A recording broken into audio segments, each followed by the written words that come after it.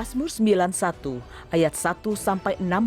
Dalam lindungan Allah, orang yang duduk dalam lindungan yang maha tinggi dan bermalam dalam naungan yang maha kuasa akan berkata kepada Tuhan, tempat perlindunganku dan kubu pertahananku, Allahku yang kupercayai. Sungguh, dialah yang akan melepaskan engkau dari jerat penangkap burung, dari penyakit sampar yang busuk.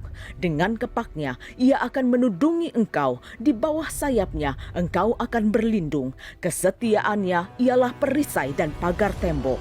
Engkau tak usah takut terhadap kedahsyatan malam, terhadap panah yang terbang di waktu siang, terhadap penyakit sampar yang berjalan di dalam gelap, terhadap penyakit menular yang mengamuk di waktu petang. Walau 1.000 orang rebah di sisimu dan 10.000 di sebelah kananmu, tetapi itu tidak akan menimpamu. Engkau hanya menontonnya dengan matamu sendiri dan melihat pembalasan terhadap orang-orang fasik.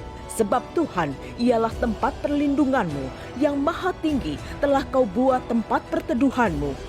Malapetaka tidak akan menimpa kamu, dan tulah tidak akan mendekat kepada kemahmu. Sebab malaikat-malaikatnya akan diperintahkannya kepadamu untuk menjaga engkau di segala jalanmu. Mereka akan menantang engkau di atas tangannya, supaya kakimu jangan terantuk kepada batu. Singa dan ular tedung akan kau langkahi. Engkau akan menginjak anak singa dan ular naga. Sungguh hatinya melekat kepadaku, maka aku akan meluputkannya. Aku akan membentenginya, sebab ia mengenal namaku. Bila ia berseru kepadaku, aku akan menjawab. Aku akan menyertai dia dalam kesesakan. Aku akan meluputkannya dan memuliakannya. Dengan panjang umur akan kukenyangkan dia, dan akan kuperlihatkan kepadanya keselamatan daripadaku. Pentakosta ketiga adalah pencurahan Roh Kudus yang dahsyat di zaman ini, melebihi yang terjadi di Azusa Street. Pentakosta ketiga akan mengakibatkan penuaian jiwa yang terbesar dan yang terakhir sebelum Tuhan Yesus datang kembali. Pentakosta ketiga akan membangkitkan generasi Yeremia, yaitu anak-anak muda yang dipenuhi Roh Kudus, cinta mati-matian kepada Tuhan Yesus, tidak kompromi terhadap dosa, dan akan bergerak untuk memenangkan jiwa. Pentakosta ketiga lahir di Indonesia yang bergerak ke bangsa-bangsa. Gerakan ini dari timur ke barat dan akan kembali ke Yerusalem. Pentakosta ketiga akan memberikan kuasa untuk menyelesaikan amanat agung Tuhan Yesus, dan setelah itu Tuhan Yesus datang kembali. Shalom saudara, saya berdoa kita semua terus dalam perlindungan dan penyertaan Tuhan. Voice of Pentecost kali ini bertemakan bersinergi bagi bangsa. Kemerdekaan disebut dengan keadaan bebas dari perhambaan. Tentu perjuangan menuju kemerdekaan tidaklah mudah. Inilah yang diperjuangkan Bung Karno, juga Bung Hatta, hingga pada 17 Agustus 1945 Indonesia mencapai keadaan bebas itu. Indonesia merdeka. Saudara, perjuangan menuju kemerdekaan ini tidak hanya dilakukan oleh Bung Karno sendiri ataupun Bung Hatta seorang. Perjuangan ini melibatkan seluruh aspek dan golongan dari Indonesia, termasuk umat Tuhan. Sebut saja beberapa nama seperti Martha Christina Tiahahu, Agustinus Adi Sucipto, Walter Mongisidi, Slamet Riyadi, Laksamana John Lee, dan masih banyak yang lain. Ini membuktikan bahwa umat Tuhan tidak berleha-leha, melainkan ikut berjuang dalam merebut dan mempertahankan kemerdekaan. Lalu, bagaimana dengan kita? Peran apa yang mampu kita tempuh demi mengisi kemerdekaan saat ini? Salah satu jawaban atas pertanyaan tersebut adalah bersinergi dengan pemerintah. Sinergi berasal dari bahasa Yunani, sinergos, yang berarti rekan sekerja. Sinergi adalah suatu bentuk dari sebuah proses atau interaksi yang menghasilkan suatu keseimbangan yang harmonis, sehingga bisa menghasilkan sesuatu yang optimal. Ada 4 hal yang perlu kita perhatikan dalam hal bersinergi dengan pemerintah. Yang pertama, tak dapat terhitung berapa banyaknya narasi yang diciptakan oleh oknum dalam berbagai media dan platform yang berusaha menimbulkan ketidakpercayaan masyarakat terhadap pemerintah. Hoaks-hoaks bermunculan dan banyak masyarakat yang memakan mentah-mentah sehingga menjadi hambatan besar bagi pemerintah untuk bergerak. Belum lagi sikap tidak bertanggung jawab dengan melakukan korupsi yang jelas sekali merugikan masyarakat dan menghambat program pemerintah. Saudara, kita sebagai orang percaya tidak boleh seperti itu. Tapi justru harus mampu bersinergi dengan pemerintah, sebab mereka adalah hamba Allah untuk kebaikan kita, dan mereka menginginkan kesejahteraan atas kita. Yang kedua, sebagian dari kita mungkin bertanya, saya hanya seorang pegawai biasa, bagaimana saya dapat bersinergi dengan pemerintah? Siapapun kita, apapun jenis pekerjaan dan usaha kita, semua dapat bersinergi dengan pemerintah dalam mengisi pembangunan. Ada 3 cara yang pasti dapat dilakukan oleh semua orang percaya, yakni berdoa, berdoa, dan berdoa. Dalam 1 Timotius 2 ayat 1-3 dikatakan bahwa kita patut untuk menaikkan permohonan, doa syafaat, dan ucapan syukur bagi raja-raja dan pembesar yang berada di atas kita. Jangan pernah jemu berdoa bagi bangsa dan negara serta pemerintah. Justru di masa pasca pandemi seperti saat inilah kita mendukung dan mendoakan pemerintah dalam memulihkan, menumbuhkan, dan memperkuat ekonomi di negeri kita. Kita sudah lihat dan rasakan Indonesia menjadi salah satu negara kuat secara ekonomi di dunia saat ini. Kita percaya bahwa setiap doa-doa kita bagi bangsa, negara, dan pemerintah yang kita sampaikan kepada Bapa di sorga tidak akan pernah sia-sia.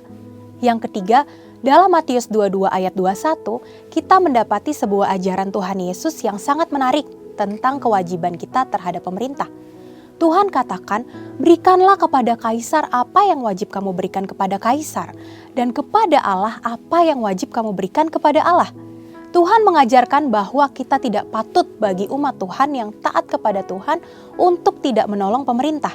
Pemerintah dalam membangun bangsa dan mewujudkan kesejahteraan rakyatnya tentu membutuhkan modal pembangunan dan salah satu sumber pendapatan yang besar adalah pembayaran pajak.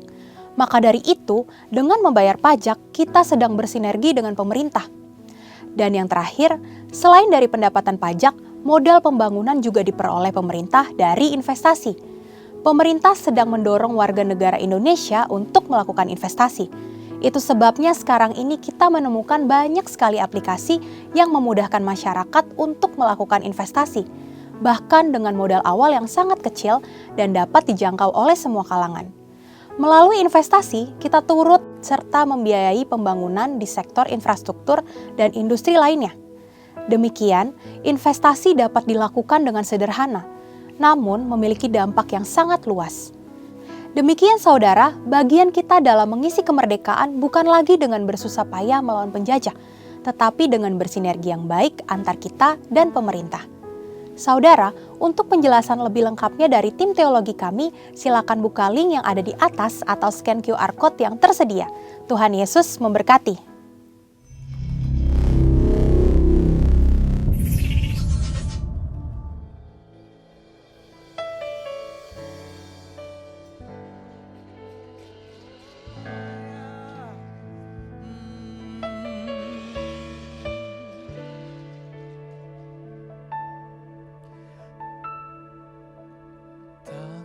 Tuhan tak kurang panjang untuk selalu menolong hidupku.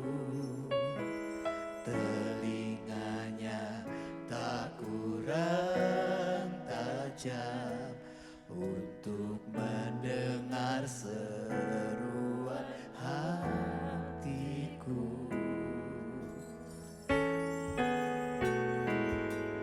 Ada mujizat dalam bersyukur, Engkau tempat perlindunganku, Tuhan. Imanku tetap teguh dalam-Mu, ku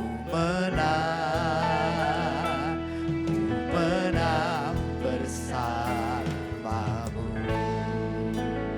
Kami percaya akan Engkau Tuhan yang membawa kami ke dalam jalan kemenangan-Mu. Haleluya. Tangan Tuhan tak kurang panjang untuk selalu menolong hidupku. Telinganya tak kurang tajam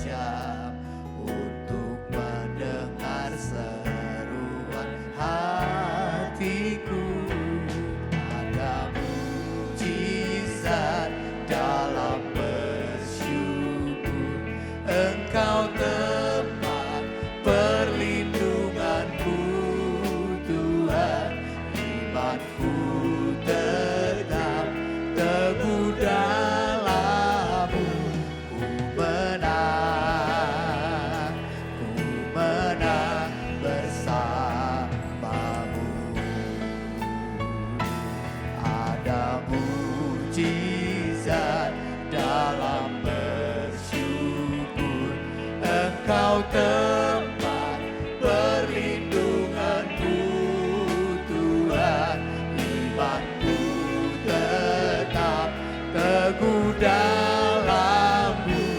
Ku menang bersama-Mu.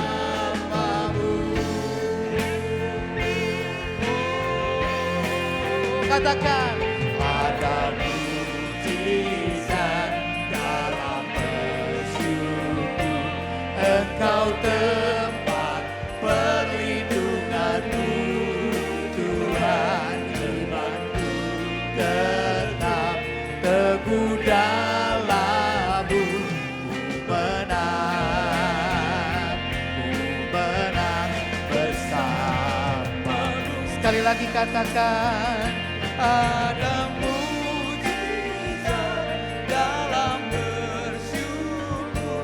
Engkau tempat perlindunganku Tuhan, imanku tetap teguh dalam-Mu. Ku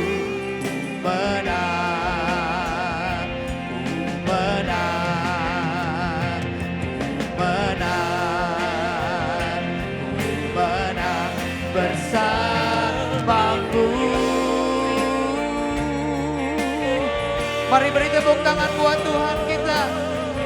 Dan saya undang untuk kita berdiri sama-sama. Oh, yeah. Kami menang bersama dalam-Mu Tuhan.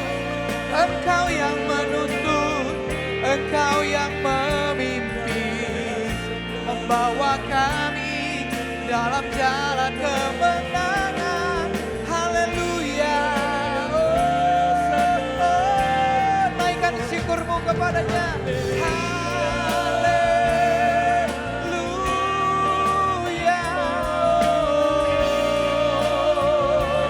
Haleluya. Nyatakan segala kebaikannya. Mari naikkan syukur. Ada mujizat ketika kau bersyukur. Haleluya. Ya Rabbana. Ya la la la la la la la la. Ya la la la la la la. Mari jemaat Tuhan, naikkan syukurmu kepada Dia. Terima kasih Tuhan. Terima kasih Yesus. Engkau menolong setiap kami. Engkau menolong anak-anak kami di dalam pendidikan dan sekolah mereka. Terima kasih Tuhan. Bapak Ibu, tidakkah Engkau bersyukur buat prestasi, kenaikan, dan penyertaan Tuhan buat anak-anak-Mu di dalam sekolah-sekolahnya. Penyediaan yang Tuhan berikan, segala yang Engkau perlukan. Bukankah Tuhan turut serta di dalamnya? Mari naikkan syukur kepada Dia. Mari angkat kedua tanganmu bersama-sama. Dan kita mau bersyukur dengan pujian ini.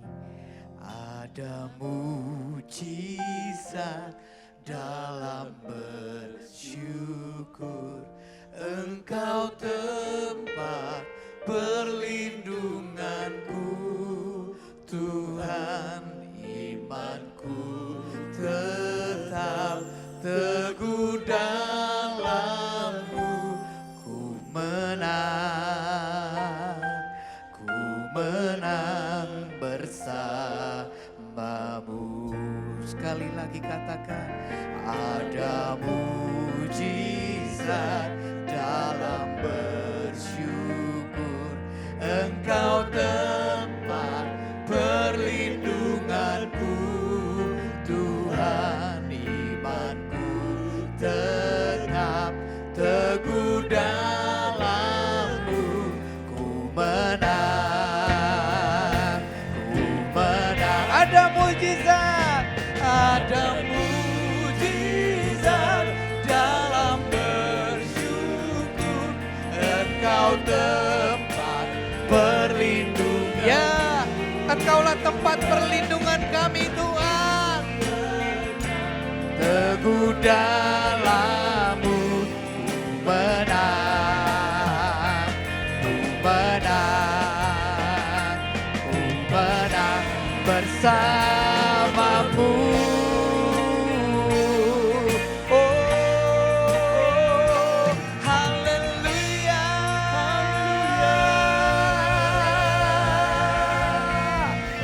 haleluya. Semua yang mengalami kemenangan bersama dengan Tuhan, sama-sama kita katakan, amin. Mari beri tepuk tangan buat Tuhan kita. Wow. Boleh saya dengar suara sorak-sorainya? Haleluya. Bapak, Ibu, dan Saudara, shalom. Bagaimana kabarnya? Pasti luar biasa. Tepuk tangan sekali lagi buat Tuhan kita dan kita memuji namanya.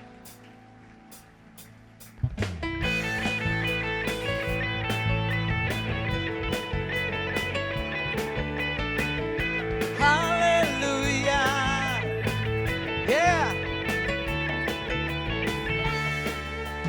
Raja mulia, Allah pemenang, Bapa yang kekal, berkuasa selamanya. Oh ya, segala ciptaan, oh ya, sujud menyembah bagi yang mulia, berkuasa selamanya. Kaulah Tuhan, Kaulah Raja, surga bumi menyembah, sorak-sorai kemenangan bagi Raja mulia, kemuliaan bagi Allah yang berkuasa selamanya. Engkaulah Raja,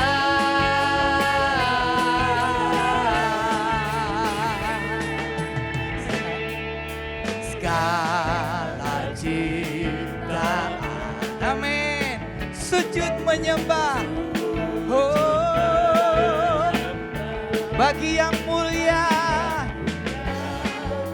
berkuasa selamanya. Kaulah Tuhan, Kaulah Raja, surga bumi menyembah, sorak kemenangan bagi Raja mulia, kemuliaan bagi Allah yang berkuasa selamanya. Engkaulah Raja, katakan sekali lagi, Kaulah Tuhan, oh, Kaulah Tuhan, Kaulah Raja yang berkuasa menyembah, sorak kemenangan bagi Raja mulia, sorak Tuhan bagi Allah yang berkuasa selamanya. Engkaulah Raja,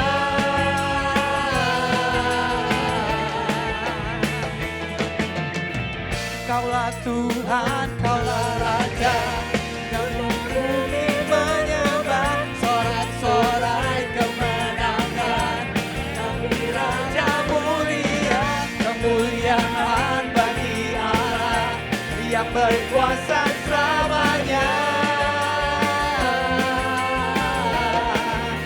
Engkaulah Raja, Engkaulah Raja, katakan Yesuslah Raja, Yesuslah Raja, Yesuslah Raja,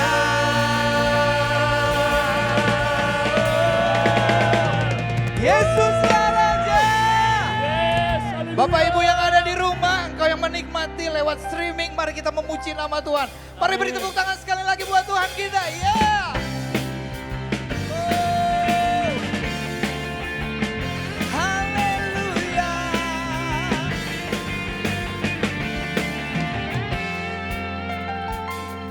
Wow. Tuhanku maha besar, Tuhanku maha kuasa, Raja segala raja. Siapa dia? Dia takkan tergoyahkan, Amin. Dia takkan terkalahkan, Dia hidup dan berkuasa. Dengan segenap hati katakan. Berkat namanya, Yesus Tuhan Raja, segala kuasa tunduk dalam namanya. Amin. Dia luar biasa, perkasa mulia, Yesus nama di atas segala nama.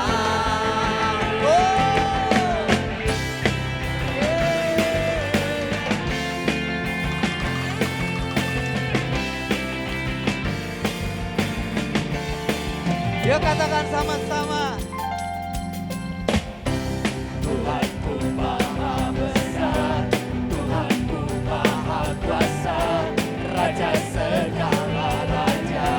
Amin. Dia takkan tergoyahkan, Dia takkan terkalahkan, Dia hidup dan berkuasa. Sebutkan namanya, Yesus Tuhan Raja, segala kuasa tunduk dalam namanya. Oh, Dia luar biasa, perkasa mulia, Yesus nama di atas segala nama. Oh, kami deklarasikan Engkau, Yesus nama di atas segala nama. Allah yang berkuasa dan berdaulat, dulu, sekarang, dan selama-lamanya. Amin.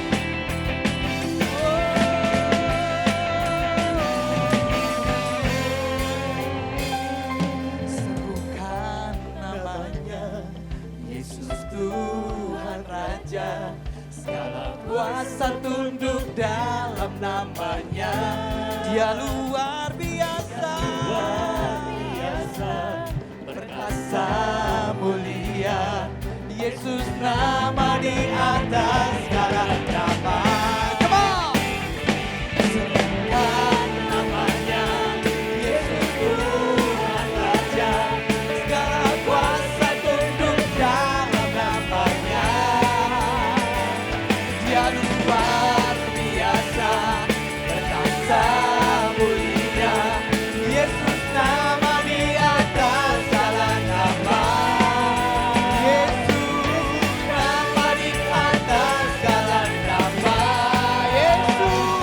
Yesus nama di atas segala nama. Haleluya. Amin.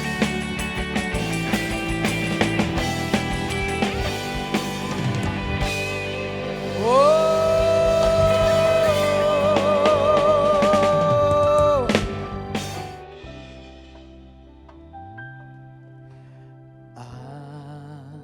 Aku milikmu, ku berserah kepadamu. Seluruh hidupku Kau genggam dalam tanganmu. Ini hatiku hanya untukmu. Ini jiwaku hanya bagimu.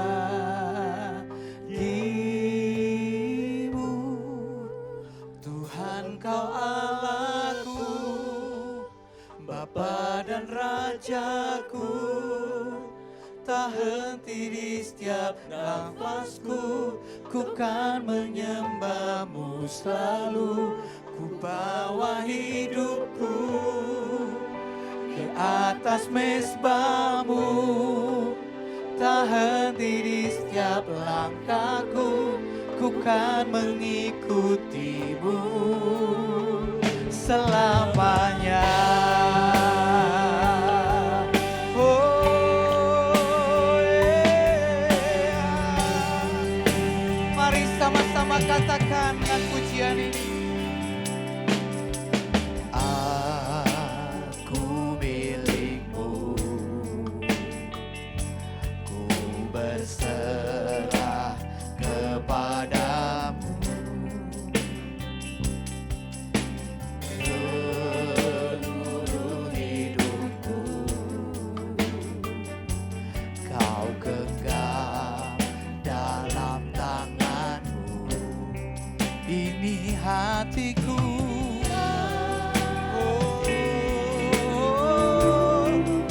hanya untukmu.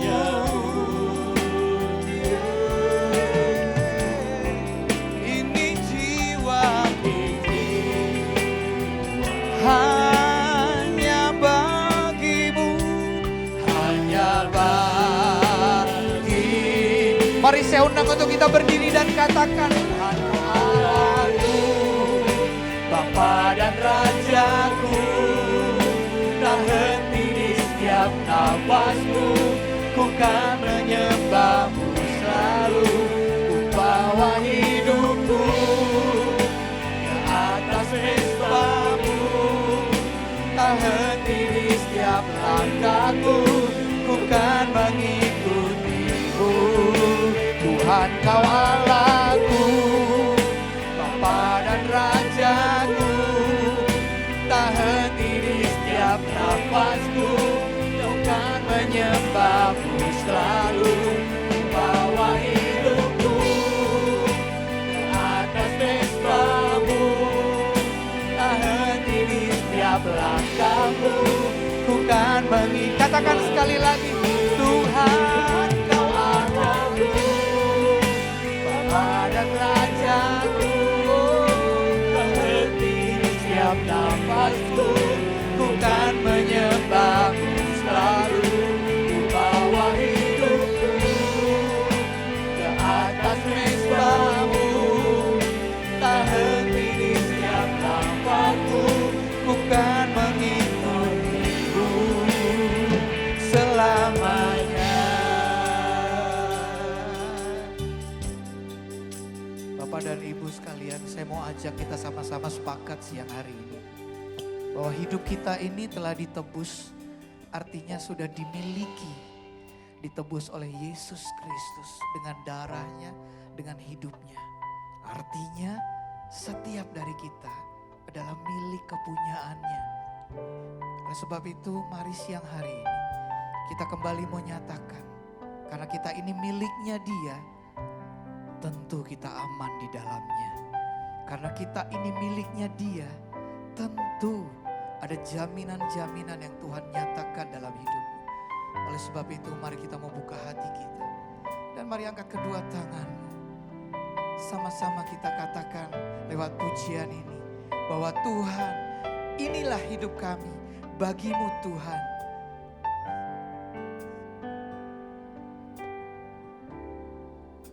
Tuhan kau Allahku, Bapa dan Rajaku, tak henti di setiap nafasku, ku kan menyembahmu selalu.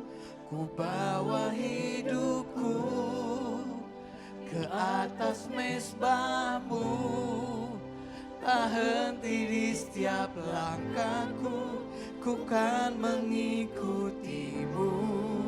Tuhan kau Allahku, Bapa dan Rajaku, tak henti di setiap nafasku, ku kan menyembahmu selalu.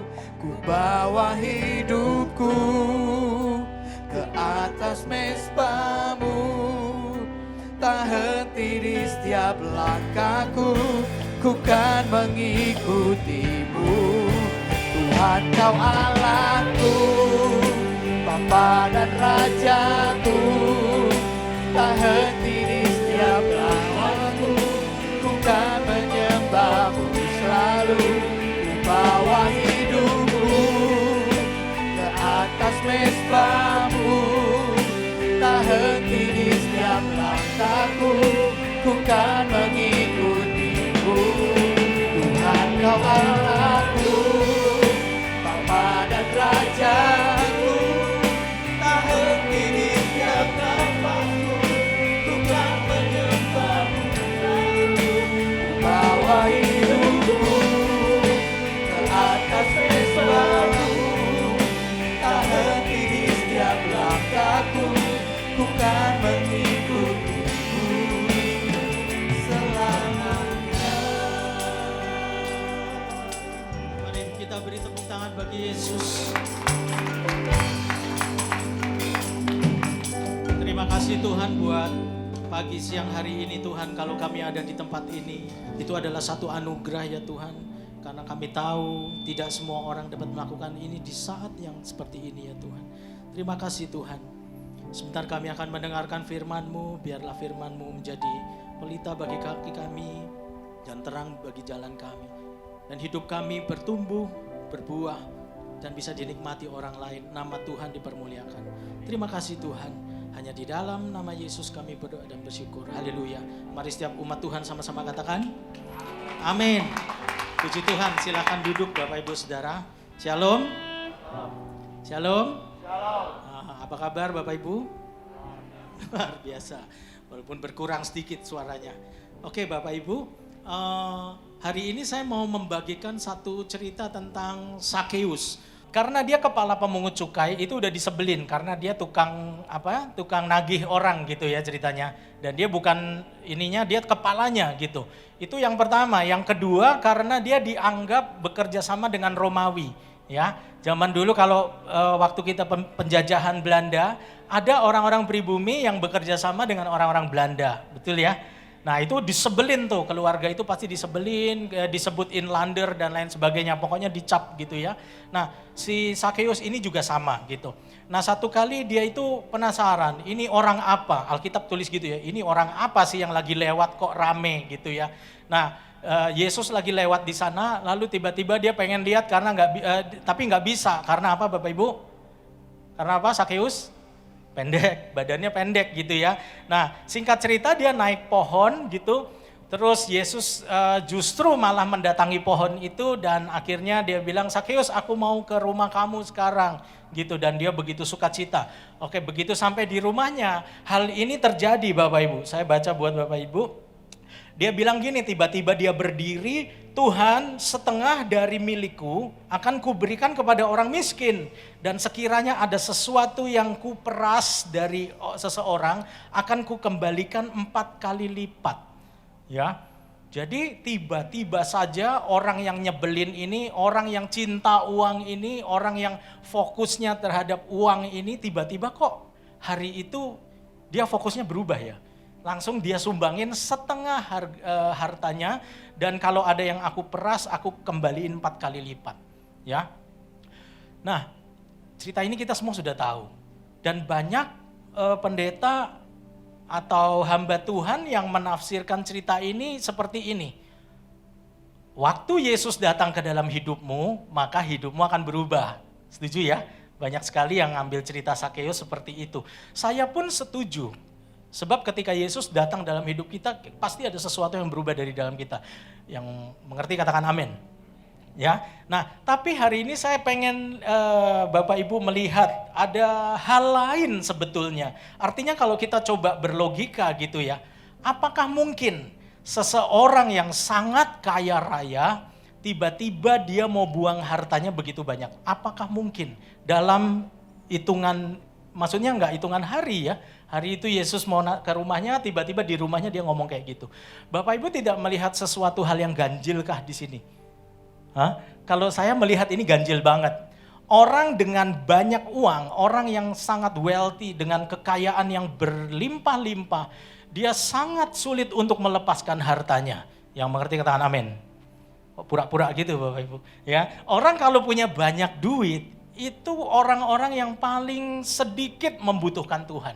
Ya, Jadi terbukti misalnya negara-negara yang income per kapitanya tinggi, biasanya di negara-negara tersebut gereja kosong, orang nggak butuh Tuhan. Ya iyalah, kenapa harus butuh Tuhan? Kemana-mana bisa gitu ya. Coba Bapak Ibu misalkan ada orang yang berdoa, Tuhan aku perlu Engkau, datanglah sekarang Tuhan. Aku mau ikut masuk ke dalam kerajaan-Mu. Misalnya kita berdoa atau kita dengar orang ngomong kayak gitu, itu perlu dilihat Bapak Ibu sebenarnya. Dia benar-benar rindu atau sebenarnya cicilannya banyak. Ya, cicilan banyak, masalah hidup nggak selesai-selesai, jadi dia ngomong, Tuhan, aku mau ketemu kamu, gitu. Ya, tapi kalau orang sangat kaya, mau apapun bisa gitu ya, mau bepergian dengan keluarga, kita kan banyak lihat ya, ada keluarga-keluarga yang duitnya tuh nggak berseri Bapak Ibu ya. Jadi kalau kita keluarin duit dari dompet, duit Bapak Ibu kita ada nomornya ya, bener ya, ada nomor seri. Nah ada beberapa orang tuh kalau keluarin duit dari dompetnya itu blank, nggak ada nomor serinya. Ya, jadi kita sebutnya nggak berseri duitnya. Ya, dia mau pergi kemanapun bersama keluarga langsung aja pesen tiket. Kalau kita kan mesti lihat-lihat dulu ya. Kita mesti, oh ini Air Asia tanggal berapa nih yang murah gitu ya. Ya, nah kalau ini nggak, ada orang-orang yang seperti itu. Nah, kira-kira kalau kita lagi banyak duit, kita butuh Tuhan nggak sih? Bapak Ibu, halo, butuh Tuhan nggak? Butuh Pak, klise, ya. Kebanyakan kita kalau lagi makmur, lagi banyak duit, itu kita nggak terlalu butuh Tuhan. Nah berbeda dengan Sakeus, kok tiba-tiba ya, buat saya kalau baca ini nggak masuk akal. Tiba-tiba setengah dari hartanya dia sumbangkan. Nah, untuk lebih jelas saya punya slide buat Bapak Ibu, silahkan ditampilkan slide-nya. Ternyata bukan hanya Sakeus Bapak Ibu. Nah, ini bukan kakek saya ya, bukan opa saya ini ya. Sebab kalau mereka opa saya, Bapak Ibu pulang semua saya kasih mobil satu-satu. Ya, di parkiran langsung. Sayangnya dia bukan opa saya. Ya, ini orang-orang yang terkaya. Saya bacain sedikit ya. Yang nomor 1 itu Warren Buffett, dia bilang gini, pada musim panas tahunan bulan Juni, Warren Buffett mengumumkan bahwa dia telah memberikan sumbangan senilai rupiahnya berapa? 63 triliun. 63 triliun. Saya mau saudara perhatikan tahunnya, umurnya, karena saya tulis gede-gede di situ. Dia umur 92 tahun ngomong kayak gitu. Nah di bawahnya itu ada Bill Gates. Kita tahu ya Bill Gates ya. Ya, dia yang punya Microsoft Windows. Kalau Bapak Ibu ngetik-ngetik komputer, itu dia yang punya OS-nya. Nah, ini lebih gila lagi.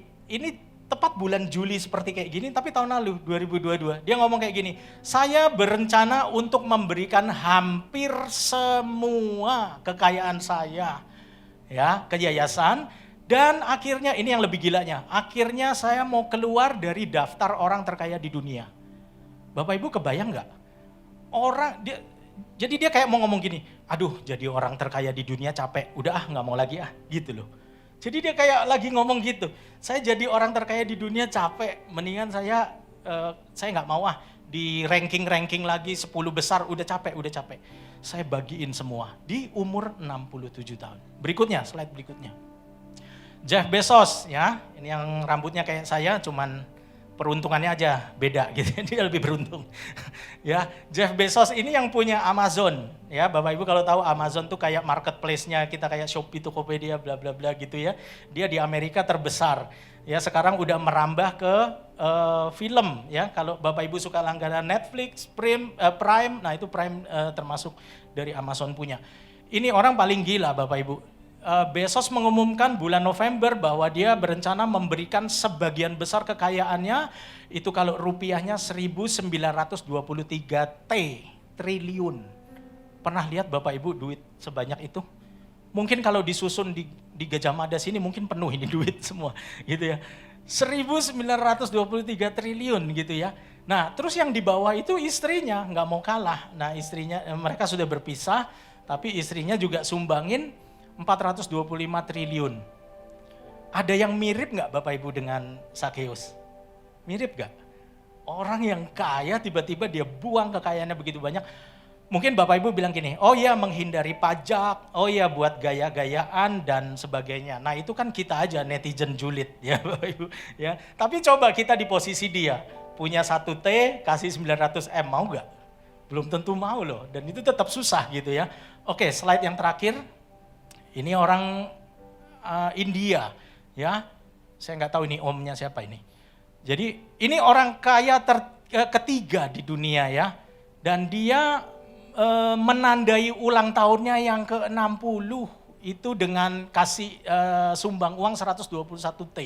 Ya, di sini ada Bapak Ibu yang umur 60 mau rayain ulang tahun buang duit segitu banyak, ada? Ada Bapak Ibu? Kalau ada angkat tangan, nanti kita kasih piagam penghargaan.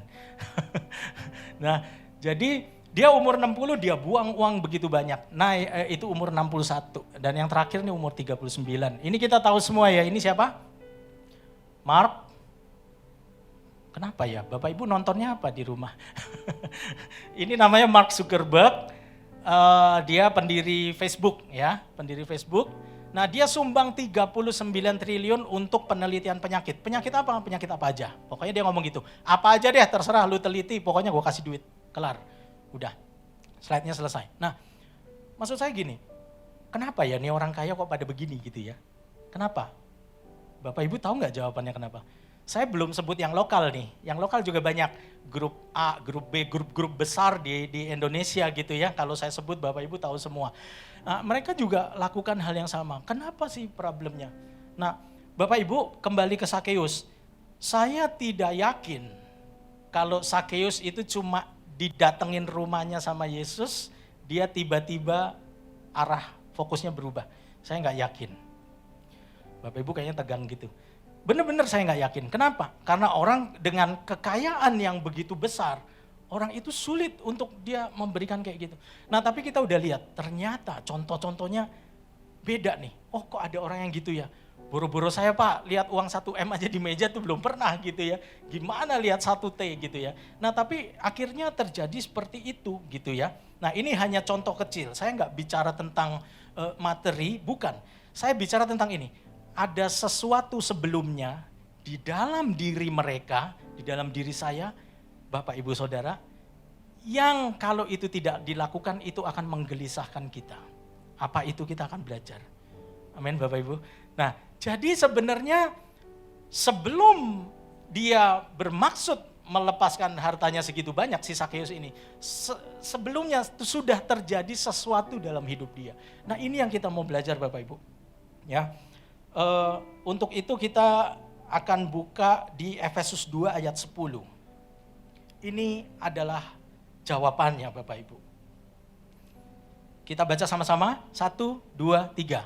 Karena kita ini buatan Allah, diciptakan dalam Kristus Yesus. Untuk apa?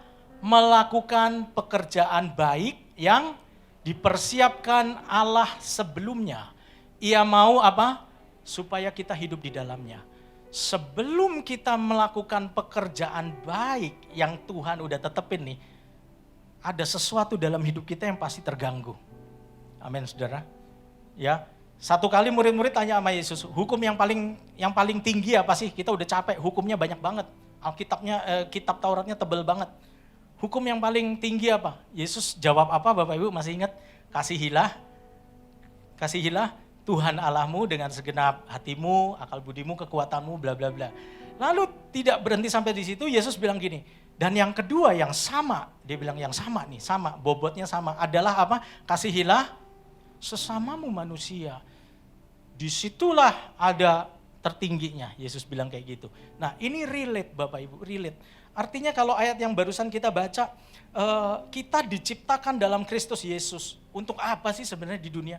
Untuk melakukan pekerjaan baik. Artinya begini Bapak Ibu, sebelum kita masuk di dalam rencana Tuhan atas hidup kita, Tuhan gak akan berhenti bekerja untuk bikin kita gelisah. Yang mengerti katakan amin. Amin Bapak Ibu.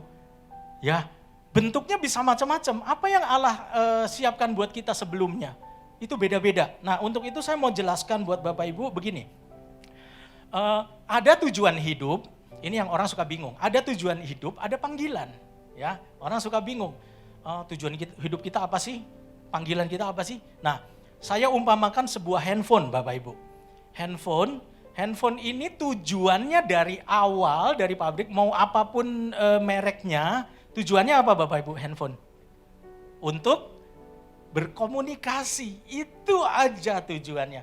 Lalu dia punya fitur, ya fitur ini saya umpamakan panggilan, ya.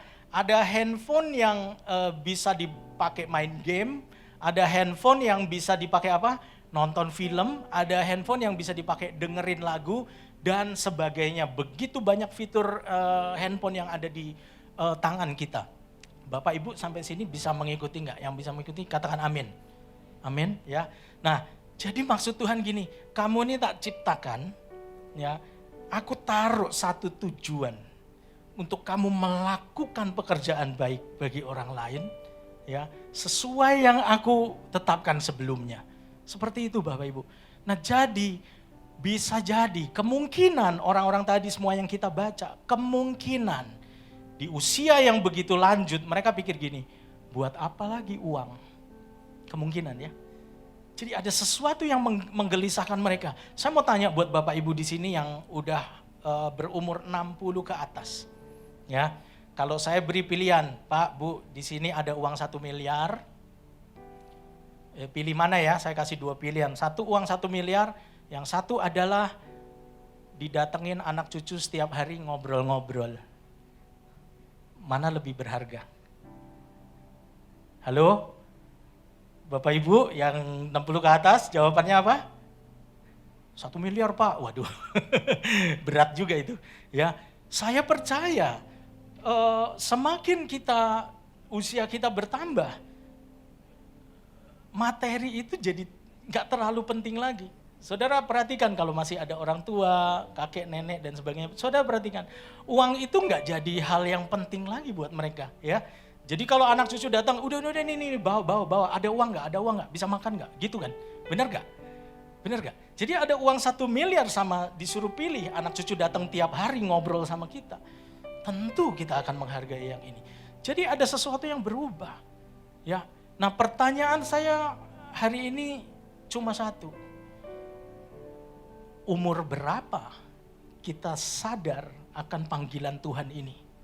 Itu aja Bapak Ibu. Itu aja. Seluruh pesan saya hari ini cuma itu. Pada umur berapa kita sadar ada panggilan Tuhan ternyata di dalam hidup kita, ya. Yesus sama nggak waktu datang ke dunia? Sama. Kita buka Matius 20 ayat 28. Blueprintnya sama. Cuman dia ada tambah sedikit, dia harus disalib gitu aja. Ya, Matius 20 ayat 28. Silakan media. Kita baca sama-sama yuk. 1, 2, 3. Sama seperti anak manusia datang bukan untuk dilayani, melainkan untuk melayani. Nah ini Yesus nih, dan memberikan nyawanya menjadi tebusan bagi banyak orang. Ini specifically panggilannya Yesus. Tapi core-nya dia tetap, saya melayani orang. Melakukan pekerjaan baik yang Tuhan Allah sudah tetapkan sebelumnya. Sama nggak Bapak Ibu? Sama ya. Nah, kenapa ini menjadi penting Bapak Ibu? Karena hari-hari ini iblis sedang tarik kita. Tarik untuk apa? Tarik untuk menjauh dari blueprintnya Tuhan. Yang mengerti katakan amin. Dengan resesi dunia, dengan segala kebutuhan kita yang belum terpenuhi, kita sedang kejar itu semua. Apakah itu salah? Tidak salah Bapak Ibu. Kita hidup harus bertanggung jawab, katakan amin. Punya anak, bisa lahirkan anak, tanggung jawab pendidikannya dan segala macam kita harus lakukan. Amin Bapak Ibu. Amin ya. Nah, tapi apakah kita berhenti sampai di situ? Sampai kita menjauh daripada blueprint yang awal tadi. Nah, itu yang jadi persoalan Bapak Ibu, ya. Mungkin Bapak Ibu bilang, oh ya saya berbuat untuk keluarga saya kok Pak, itu kan orang lain juga. Ya walaupun anak, istri, tapi kan orang lain, bukan diri saya. Oke, itu baik saudara. Tapi mau nggak kita meningkat lebih lagi? Ya benar-benar keluarga saya nih mau ngapain? Bapak-bapak di sini yang sebagai kepala keluarga atau para pemuda yang menjadi calon ayah. Satu titik nanti kamu akan tiba di sini juga. Saya mau bawa keluarga saya kemana? Kalau anak saya degree-nya udah doktor, udah insinyur, udah kayak gitu, mau ngapain? Adakah mereka kita arahkan untuk menuju kepada panggilan Tuhan, nah itu problemnya. Ya, baik kita udah keluarga, udah mapan, udah mantep nih, mau kemana-mana, mau liburan, kelas bisnis, udah nggak ada kelas-kelas biasa, semuanya sudah dicapai. Saya banyak lihat keluarga yang seperti itu. Tapi tidak terkecuali suatu hari keluarga ini akan menjawab, untuk siapa kamu berdampak? Keluarga ini dibentuk untuk siapa? Untuk orang lain. Yang mengerti katakan amin. Saya mau bercerita tentang satu orang, dia pernah ada di mimbar ini Bapak Ibu, kalau masih ingat berapa tahun yang lalu, namanya Kapten Budi. Ya, dia ini pilot Garuda Indonesia sama pilot Singapore Airlines. Ya, jadi hidup dia sudahlah kalau secara pekerjaan apa sudah kecukupan. Anak istri semua sudah terpenuhi dengan baik. Ini yang saya bilang ya, satu keluarga nih, nah, dia sudah bertanggung jawab dengan baik dan sudah full, ibaratnya udah oke lah, udah oke. Nah ternyata sama halnya, ada yang lebih dari itu. Tuhan bawa harus lebih dari itu. Karena ketika enggak, nanti apa dong tujuan keluarga kita apa gitu. Ya jadi PR buat bapak-bapak, ayo tanya keluarga kita mau dibawa kemana. Ya, saya selalu ngomongin ini ke istri dan anak-anak gitu. Kita harus jadi berkat buat orang lain gitu ya. Nah si Kapten Budi ini satu kali dia sudah merencanakan liburan ya, akhir tahun gitu liburan, udah rencana, tiketnya sudah aman karena dia pilot gitu ya. Terus hotel sudah dipesan dan segala macam udah. Mereka lagi makan malam yang indah, yang mewah dia bilang. Dia bersaksi, makanya saya ingat dia gitu. Saya cari lagi karena dia salah satu dari CNN Heroes. Bapak Ibu tahu kalau CNN berita ya, dia punya penghargaan yang cukup bergengsi namanya CNN Heroes. Orang-orang yang dianggap pahlawan karena berarti bagi masyarakat sekitar itu sama dia diambil, diliput. Nah, Kapten Budi ini menang CNN Hero tahun 2010 gitu. Ya. Karena apa yang dia lakukan. Jadi kembali lagi ya, dia lagi makan, anak-anaknya makan steak apa segala macam. Lalu dia lihat tayangan di TV. Di situ kalau nggak salah ada pengungsi di Timur Timur, waktu itu masih peralihan ya. Jadi banyak kacau, banyak keluarga nggak jelas, suami istrinya di mana, anaknya di mana. Dia lihat tayangan itu Bapak Ibu Saudara. Dia lihat tayangan, dia lihat anaknya makan steak, dia lihat tayangan, dia lihat semua bersukaria.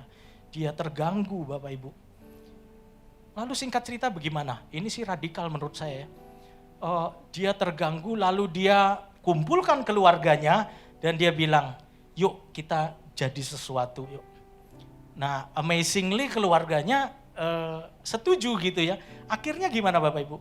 Mereka tinggalkan semua yang ada gitu ya, segala dia punya fasilitas.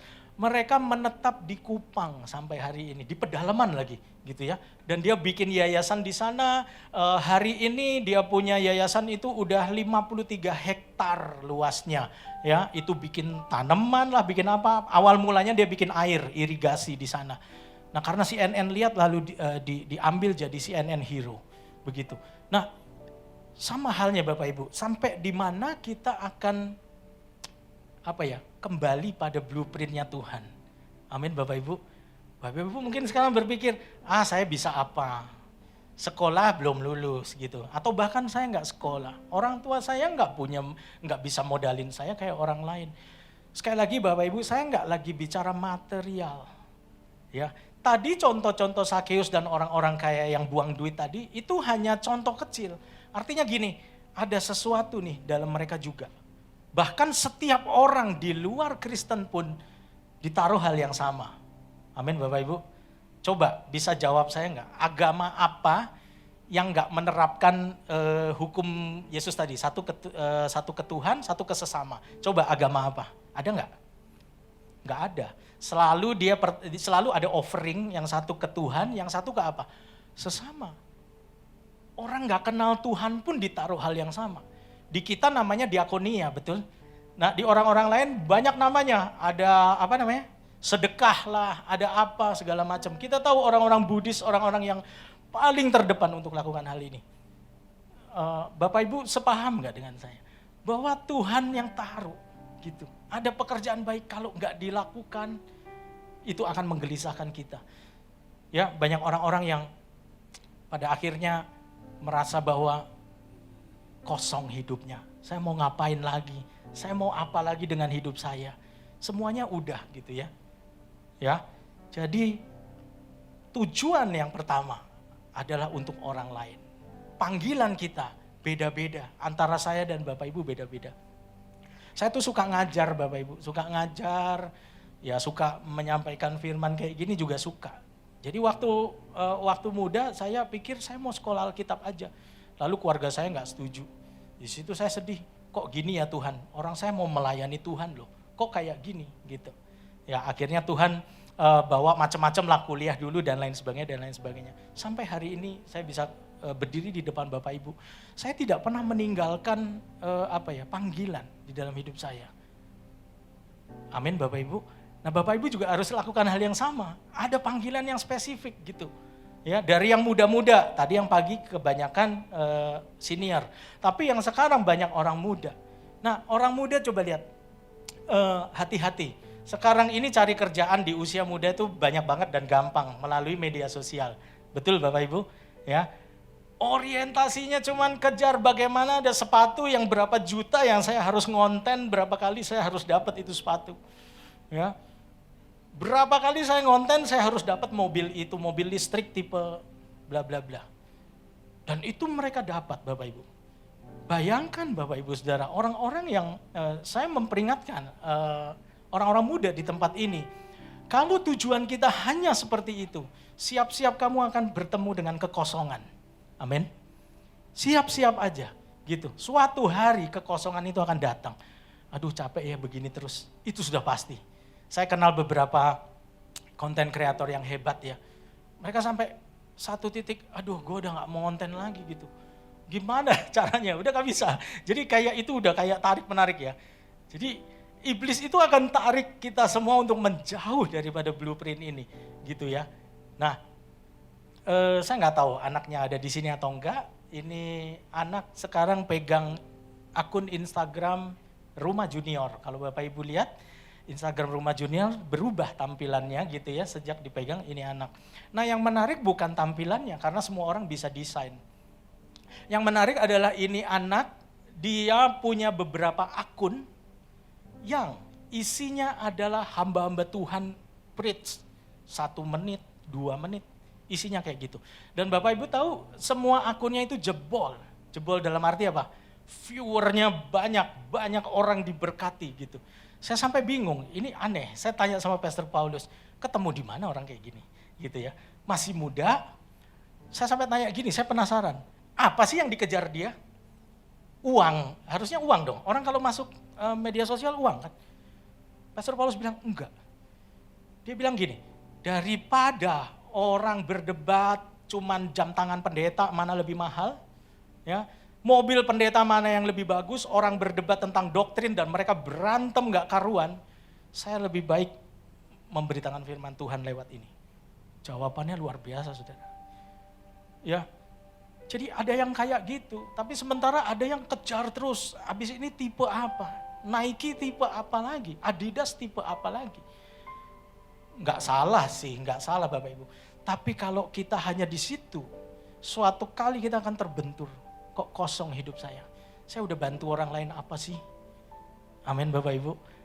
Panggilan kita macam-macam. Bapak Ibu cuma masak, catering. Oh udah sibuk banget Pak nih catering. Udah makin diberkati Tuhan makin lupa. Hati-hati Bapak Ibu. Ya, ibu-ibu rumah tangga biasa itu bisa menjadi berkat luar biasa kalau ditarik menuju blueprintnya Tuhan. Katakan amin. Amin Bapak Ibu.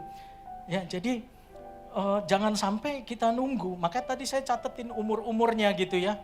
Saya belum sebut pengusaha lokal tuh, banyak pengusaha lokal. Ada yang sebelum saya mati, ini begini ya, ada konglomerat di negara ini yang bilang, saya akan bentuk 1 juta entrepreneur anak muda.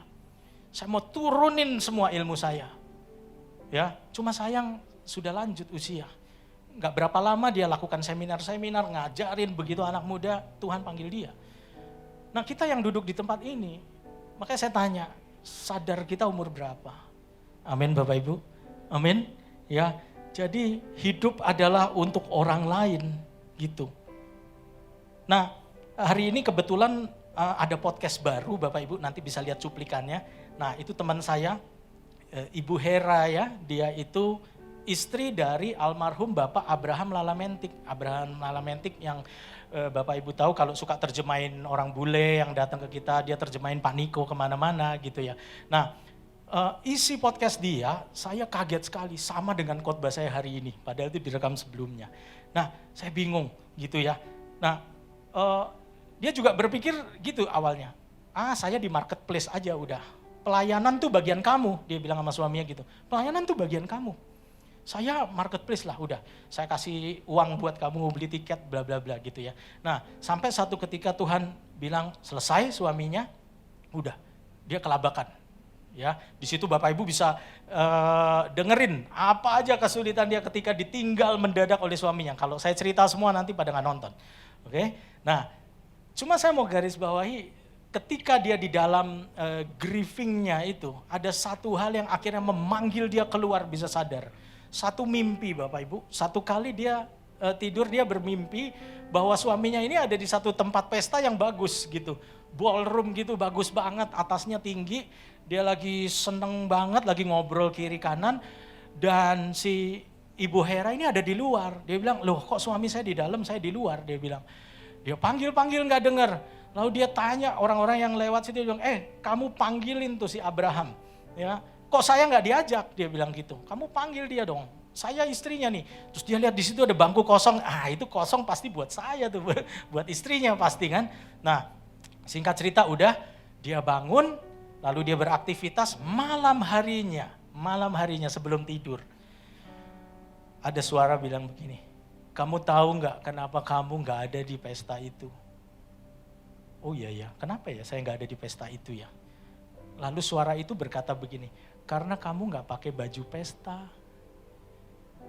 Karena kamu nggak pakai baju pesta. Dia di situ langsung tersadar. Selama ini dia kotak-kotakin, Abraham pelayanan, saya marketplace. Walaupun di marketplace dia juga banyak melayani orang, tapi panggilan Tuhan buat dia tuh spesifik Bapak Ibu.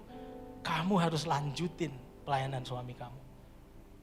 Akhirnya di situ dia memutuskan untuk saya open lagi, saya buka lagi pelayanan suami saya. Surprisingly Pastor Paulus kemarin undang dia di pertemuan leader Gajah Mada. Ya, dia hadir. Untuk apa? Untuk presentasiin pelayanan dia di Vietnam dan di China. Supaya GMCC juga bisa support, begitu. Ya, bayangkan Bapak Ibu. Dan mimpi ini begitu menyadarkan dia ya. Oh berarti tugas saya ini belum selesai. Berarti tugas saya belum selesai. Masih ada chapter-chapter dalam hidup saya yang Tuhan mau saya lakukan. Nah hari ini Bapak Ibu, mari kita kembali introspeksi diri kita. Kalau kita seorang bapak, tanya keluarga ini sudah saya bawa kemana? Kalau kita seorang konten kreator, saya mau bawa viewer saya kemana? Ya, amin Bapak Ibu. Apapun, saya bekerja di kantor, apapun panggilan kita. Disuruh ngapain sih sama Tuhan, gitu ya.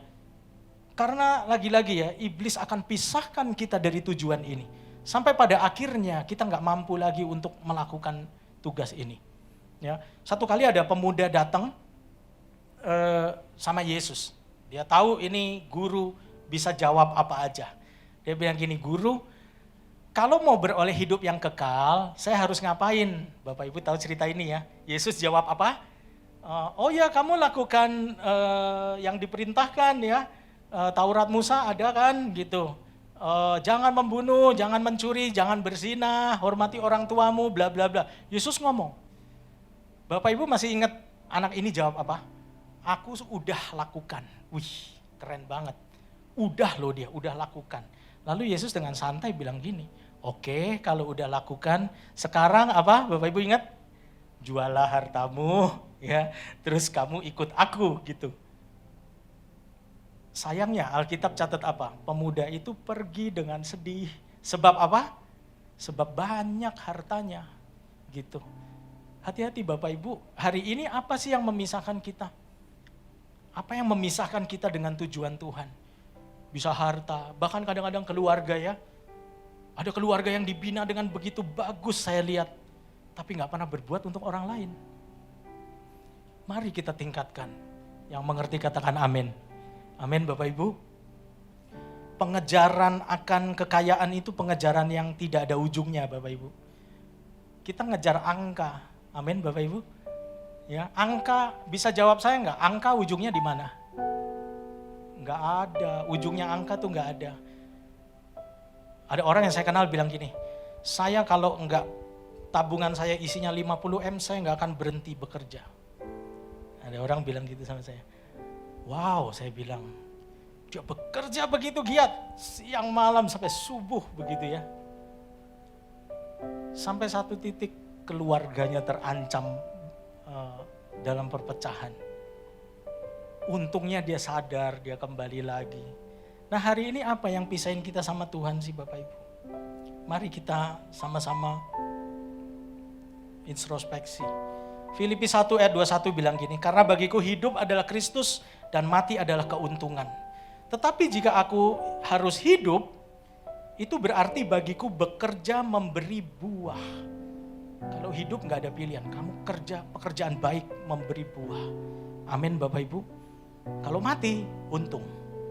Amin. Mari saya undang kita bangkit berdiri. Kita akan berdoa. Saya teringat Bapak Ibu ada satu ibu-ibu, mungkin dia ada di tempat ini. Waktu di lift, ibu itu bilang sama saya, Pak, Bapak kok masih main musik sih? Ya, Bapak kan udah khotbah gitu. Orang khotbah tuh nggak boleh main musik katanya gitu. Ya, nah saya nggak jawab. Tapi hari ini saya mau jawab buat Bapak Ibu semua. Departemen musik itu adalah departemen yang membesarkan saya di dalam kerohanian. Ya, ini korps yang saya cintai gitu. Betapa perjuangan saya di dalam sini itu begitu besar. Pelayanan saya juga, aduh, saya suka banget gitu ya. Nah ini yang gak banyak orang tahu. Saya janji sama Tuhan, Tuhan, kalau harus mengasihi Tuhan dengan pikiran, akal budi, mungkin kita bisa. Kekuatan gimana Tuhan? Kekuatan. Lalu saya bilang gini sama Tuhan, Tuhan saya mau kasih kekuatan saya buat Tuhan. Main drum tuh capek loh saudara, kalau sampai sore. Capek banget, paling capek saya. Ini mencet-mencet keyboard doang gak capek. Saya paling capek gitu. Kenapa saya masih lakukan itu? Yang pertama karena korps ini yang membesarkan saya. Yang kedua, saya janji sama Tuhan. Tuhan, kekuatan saya nih ambil. Bapak Ibu pikir main drum gak ada resikonya. Resikonya dislokasi sendi tulang sama pendengaran menurun. Saya udah alami dua-duanya Bapak Ibu. Saya udah alami dua-duanya. Ya, sampai kalau di mall gitu, saya ngomong mau gibah sama orang lewat gitu ya. Ini orang ini kayak gini, misal gitu. Anak saya langsung, Dedi jangan kenceng-kenceng, orangnya dengar gitu. Maksudnya buat saya itu pelan. Buat saya itu pelan, tapi buat dia kenceng. Pendengaran saya sudah menurun Bapak Ibu.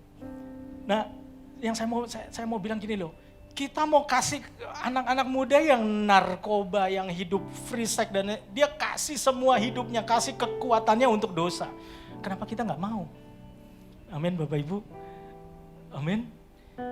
Jadi saya bilang, Tuhan sampai kapanpun pakai kekuatan saya. Saya bilang sama penjadwal, ya lu kalau masih jadwal gue pergi gitu. Tapi kalau udah gak mau jadwal gue ya udah gitu. Selesai. Jadi kalau masih ada jadwal saya akan tugas. Maka itu banyak orang bertanya-tanya, kenapa sih masih main drum gitu. Saya suka Bapak Ibu dan saya mengasihi Tuhan saya dengan kekuatan saya. Hari ini bagaimana dengan Bapak Ibu? Mari kita berdoa. Ada satu lagu lama yang bagus, ini perkataan Yesus. Dijadikan lagu. Makananku ialah melakukan kehendak Bapa.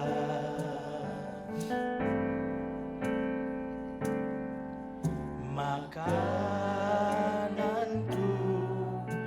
ialah menyelesaikan pekerjaannya. Jesus. Sampai ku dapatkan mahkota kemuliaan dan memerintah bersama Dia, sampai ku dapatkan mahkota kemuliaan dan memerintah bersama Dia. Mari kita katakan lagu ini dari depan. Yang belum bisa, yuk belajar ya. Makananku ialah melakukan kehendak Bapa.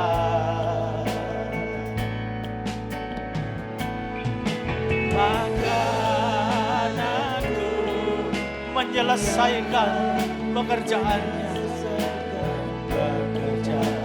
Suatu hari kita akan terima mahkota itu, sampai ku dapatkan mahkota kemuliaan dan memerintah bersama Dia, sampai ku dapatkan mahkota kemuliaan dan memerintah bersama Dia. Mungkin ada sebagian Bapak Ibu berpikir, bagaimana saya menjadi berkat, hidup saya masih ditopang orang lain, hidup saya masih membutuhkan belas kasihan orang lain. Saya pernah mengalami kondisi yang seperti ini Bapak Ibu, di mana hidup saya ditopang orang lain. Tapi hal menjadi berkat atau melakukan pekerjaan baik sama sekali tidak pengaruh dengan apa yang kita alami. Tuhan selalu pakai apa yang kita punya, bukan apa yang kita nggak punya. Kalau senyuman itu masih melekat di mulut kita, mari tersenyum buat orang lain. Ada orang-orang yang hanya butuh senyuman kita dan mereka bertemu dengan Tuhan. Saya hari ini belum bisa menyelesaikan masalah hutang piutang kamu, tapi saya punya ini, saya punya nasihat. Satu kali Rasul bertemu dengan orang lumpuh, emas perak aku gak punya, tapi aku punya kuasa. Ayo bangun dan berjalan. Dan Tuhan jamah. Saya percaya emas dan perak gak ada artinya dibandingkan dengan lumpuhnya berjalan. Hari ini apa yang menjadi fokus dalam hidup kita? Mari jangan lupakan, jangan tinggalkan tujuan kita hidup di dunia, yaitu untuk melakukan pekerjaan baik bagi orang lain. Bahkan Yesus berkata, aku melayani bukan dilayani. Mari Bapak Ibu, gereja ini terlalu banyak fasilitas untuk kita menjadi berkat. Ada KUL, ada rumah junior, ada apapun. Mari kita saling memberkati sebagai anak-anak Tuhan. Terima kasih Tuhan, meteraikan firman-Mu hari ini, supaya setiap kami Tuhan dikembalikan lagi pada panggilan kami yang utama, yang spesifik. Setiap dari kami berbeda-beda, tapi biarlah Tuhan ingatkan kembali akan panggilan kami dan tujuan kami di bumi, bekerja untuk menyelesaikan pekerjaan Tuhan. Terima kasih Tuhan, terima kasih. Aku serahkan seluruh jemaat ini ke dalam tangan-Mu. Hanya di dalam nama Yesus Kristus kami berdoa dan bersyukur. Mari setiap umat Tuhan yang bersukacita sama-sama katakan, amin. Bapak Ibu, pulanglah dan terimalah berkat kasih karunia, damai sejahtera, sukacita daripada Allah Bapa, persekutuan kita dengan anaknya yang tunggal Yesus Kristus, serta pertolongan yang manis oleh Roh Kudus akan selalu menyertai kita mulai dari saat ini sampai selama-lamanya. Semua yang percaya katakan, amin. Tuhan Yesus memberkati, selamat hari Minggu.